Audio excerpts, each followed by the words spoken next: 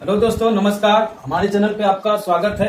देखिए, कल हम पढ़ चुके थे विलयन क्या होता है, समांगी मिश्रण क्या होता है और इसके विलय विलायक की सब की बातें हो चुकी थी बेसिक में। ठीक है, लेकिन आज हम लोगों को विलयन के प्रकार पढ़ना है।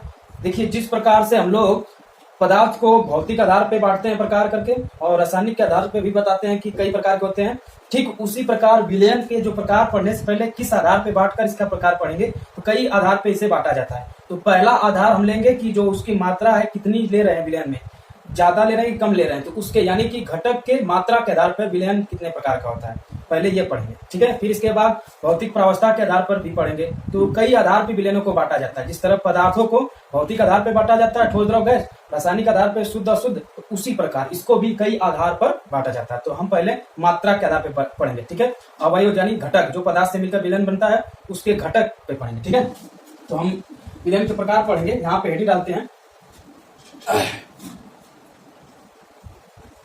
विलयन के प्रकार, टाइप्स ऑफ सॉल्यूशन इसको बोलते हैं। ठीक है, टाइप्स ऑफ सॉल्यूशन यानी विलयन के प्रकार। विलयन के प्रकार देखिए पहला, ठीक है, पहला हम इसमें पढ़ेंगे। पहला ये जो है, इसमें हम विलयन को पढ़ेंगे प्रकार। फर्स्ट अवयव, अवयव, अवयव मतलब समझ रहे हैं, यानी घटक, जो पदार्थ लेंगे हम विलयन बनाने के लिए, की मात्रा के आधार पे, की मात्रा, मात्रा के आधार पे ज्यादा ले रहे हो कि कम ले रहे हो, मात्रा के आधार पर, आधार पर। ठीक है, देखिए घटक मात्रा के आधार पे हम विलयन निम्न प्रकार के होता है। तो 5 पढ़ेंगे हम विलयन के प्रकार। ठीक है, तो घटक अवयव जिसे बोले या पदार्थ बोले, उसकी मात्रा कितनी है उसके आधार पर विलयन के प्रकार होगा। विलयन, विलयन के प्रकार निम्न होते हैं,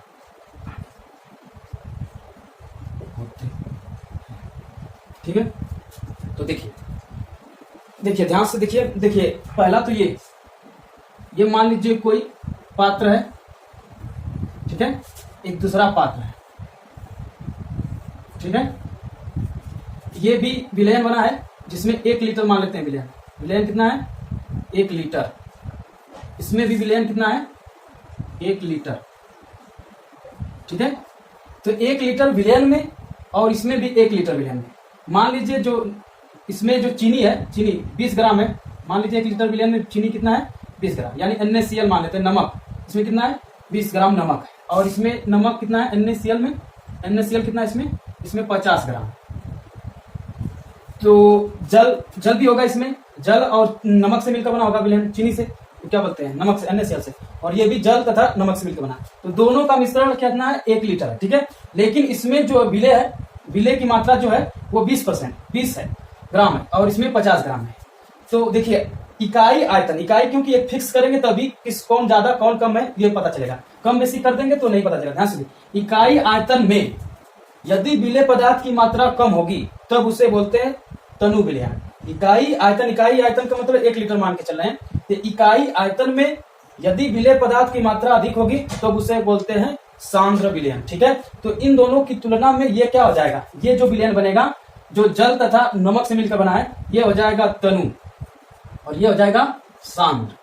ठीक है, तो सांद्र तनु 2 लोगों में तुलना करके ही बताया जा सकता है। ठीक है, कि कौन सांद्र है कौन तनु। यदि विलय पदार्थ की मात्रा कम होगी तो उसे कहेंगे तनु, अगर विलय पदार्थ की मात्रा अधिक होगी तो उसे क्या कहेंगे? सांद्र। अगर बाई द वे एक और ले लेंगे तो उसमें मान लीजिए 100 ग्राम है, तो इन दोनों में और उसमें तुलना करेंगे तो वो वाला क्या हो जाएगा? सांद्र, ये वाला तनु हो जाएगा। ठीक है, तो यानी 2 लोगों की तुलना करने के बाद ही बता सकते हैं कि कौन तनु होगा कौन सांद्र होगा। तो हम परिभाषा लिखते हैं पहले, तनु विलयन किसे कहते हैं? तनु विलयन पहला होगा इसमें, तनु विलयन, इसको बोलते हैं डाइल्यूट सॉल्यूशन। ठीक है, डाइल्यूट सॉल्यूशन किसे कहते हैं? इकाई आयतन में विलयन के, ये विलयन है, विलयन के इकाई आयतन में यदि विलय पदार्थ की मात्रा कम होगी तो उसे बोलते हैं तनु विलयन। तो हम यहां पे लिखते हैं, यदि विलयन, विलयन के इकाई आयतन में, फिक्स करके बताया जा सकता है आसानी से, इकाई आयतन में विलय पदार्थ की मात्रा, विलय पदार्थ की सांद्रता भी बोल सकते हो, सांद्रता कम। यदि विलयन के इकाई आयतन में फिक्स करके ही बताया जा सकता है, कम बेसी ले लेंगे तो थोड़ा सा दिक्कत होगी समझने में, तो दोनों को एक समान लेकर बताएं। यदि विलयन के इकाई आयतन में विलेय पदार्थ की सांद्रता यानी मात्रा कम हो तो उसे क्या कहते हैं, तनु विलयन कहते हैं। ठीक है, विलेय पदार्थ की मात्रा क्या होनी चाहिए, कम होनी चाहिए। ठीक है, तो इसका मतलब है वो क्या है, हल्का विलयन है, इसका मतलब ये हुआ। और इसके सापेक्ष वो क्या है, थोड़ा गाढ़ा विलयन है। ठीक है, उसी तरह दूसरा सांद्र विलयन, सांद्र विलयन इसको बोलते हैं कॉन्सेंट्रेशन सोल्यूशन। ठीक है, बस यही पे विलेय पदार्थ की मात्रा या सांद्रता अगर ज्यादा होगी तब उसे क्या कहेंगे, उसे क्या कहेंगे, सांद्र विलयन। तो सांद्र तनु दो लोगों में तुलना करके ही बताया जा सकता है। ठीक है, तो हम लिख सकते हैं यदि विलयन कोई भी है, विलयन के इकाई आयतन का मतलब 1 लीटर मान के चल रहे हैं, इकाई मतलब 1 होता है। यदि विलयन के इकाई आयतन में जो विलेय पदार्थ है, विलेय पदार्थ जो घोला जाता है उसमें, विलेय पदार्थ की सांद्रता या मात्रा, सांद्रता अधिक हो तो उसे सांद्र विलयन कहें। ओके, समझ में आया होगा, बहुत आसान है। देखिए ये तनु हो जाएगा विलयन, ये क्या हो जाएगा, सांद्र विलयन हो जाएगा। अब तो समझ में आ गया होगा। देखिए इसमें ज्यादा है विलेय पदार्थ से, ये विलेय पदार्थ लीटर फिक्स है, 1 लीटर या 1 लीटर ही है, यानी फिक्स करके बताया जा रहा है, तभी अच्छा समझ में आएगा। ठीक है, तीसरा एक और होता है, आपसे पूछा जाएगा असंतृप्त विलयन, संतृप्त विलयन। देखिए अनसैचुरेटेड सोल्यूशन किसे कहते हैं। देखिए ऐसा विलयन होना चाहिए जिसमें क्या हो, विलेय पदार्थ की मात्रा कम हो और विलेय पदार्थ की मात्रा क्या हो, आसानी से उसमें घोला जा सके, उससे क्या बोलते हैं, असंतृप्त विलयन। ठीक है, ओके। यदि उस कोई हल्का विलयन है तो उसमें और विलेय पदार्थ आसानी से घोला जा सके तो उस वाले विलयन को क्या बोलते हैं, असंतृप्त विलयन कहते हैं। ठीक है, हम लिख लेते हैं, लेकिन ताप को स्थिर रखना है। ठीक है, उसके आधार पे बताना होगा, ताप बढ़ाएंगे घटाएंगे तो भाई उसमें तो और घोला जा सकता है। तो हम लिखेंगे स्थिर ताप पर, हम यहाँ पे लिखेंगे क्या, स्थिर ताप पर। ठीक है, स्थिर ताप पर यदि विलयन में विलेय पदार्थ की जो कम मात्रा ढो लेते हैं, विलेय पदार्थ की मात्रा बहुत कम हो तथा और कम हो और विलेय पदार्थ आसानी से घोला जाए, आसानी से घोला जा सके, आसानी से उससे घोला जा सके तो उसे कहते हैं असंतृप्त विलयन।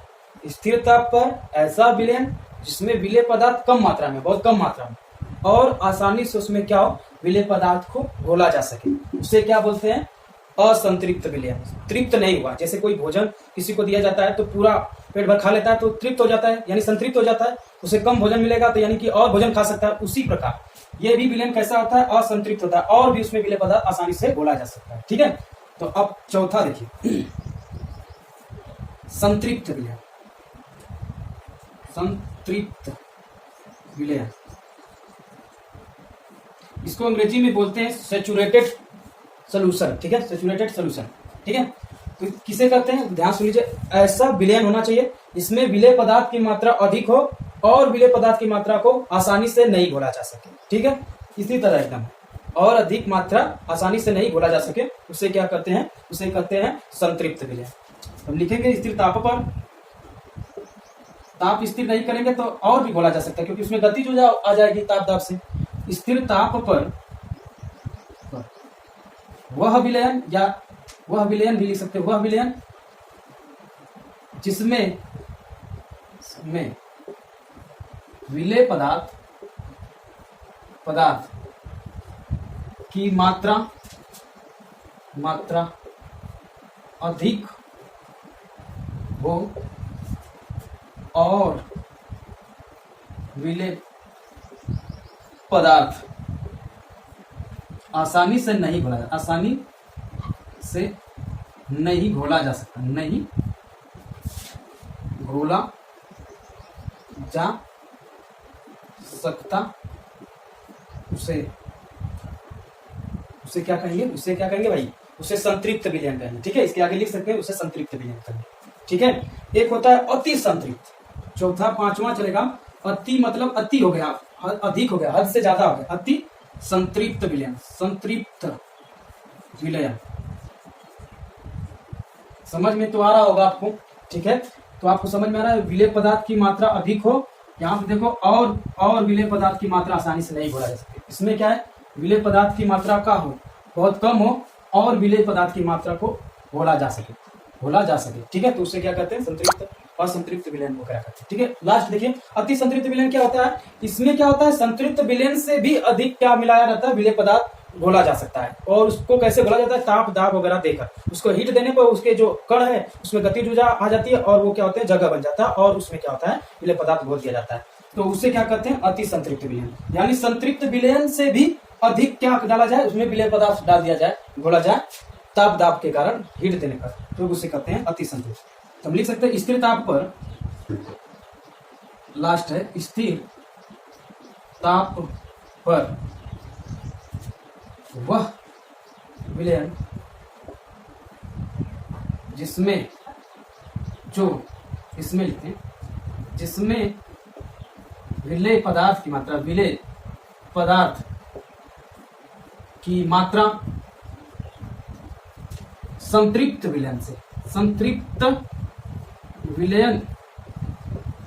विलयन के अपेक्षाकृत अधिक हो, उसे क्या कहते हैं, अति संतृप्त हो गया। उसमें क्या किया गया, हीट के माध्यम से, यानी उष्मा के द्वारा क्या किया गया, उससे भी अधिक डाल दिया गया, अति कर दिया गया, तो उससे बोला जाएगा, क्या बोलेगा, अति संतृप्त विलयन कहते हैं। ठीक है, तो आपको समझ में आ गया संतृप्त विलयन और संतृप्त विलयन, अति संतृप्त। स्थिर ताप पर वह विलयन जिसमें विलेय पदार्थ की जो मात्रा है संतृप्त विलयन से भी क्या हो, अधिक हो, संतृप्त विलयन से भी उसमें विलेय पदार्थ की मात्रा अधिक डाला गया हो ताप दाब के कारण, तो वो होता है अति संतृप्त विलयन, यानी सुपर सैचुरेटेड सॉल्यूशन बोलते हैं। ठीक है, ये अवयव यानी घटक के आधार पर विलयन के प्रकार थे, जो कि 5 टाइप का पढ़ना था आपको। ठीक है, आई होप दिस क्लियर हुआ होगा। इसके बाद हम पढ़ेंगे विलायक के भौतिक प्रावस्था के आधार पर विलयन के प्रकार, फिर पूरे यानी घटक के भौतिक प्रावस्था के आधार पर विलयन के प्रकार पढ़ेंगे। तो इस तरह कई आधार पर विलयन के प्रकार होते हैं। धन्यवाद, आज के लिए बस इतना ही, धन्यवाद।